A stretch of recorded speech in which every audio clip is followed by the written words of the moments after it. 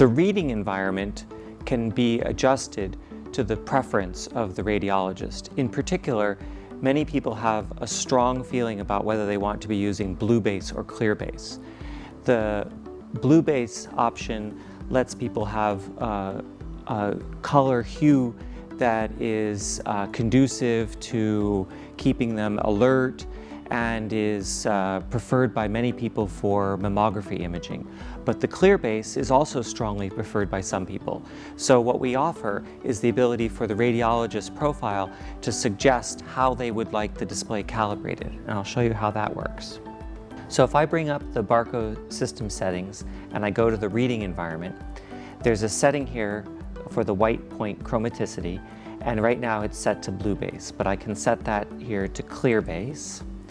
And now the display appears a more neutral gray without the blue tint.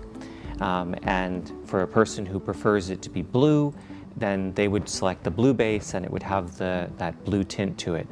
So each person can set it the way they like. I'll leave it here clear base.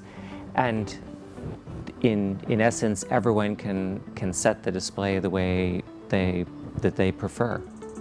If you would like more tips on how to improve your way of working, please check out our other workflow videos.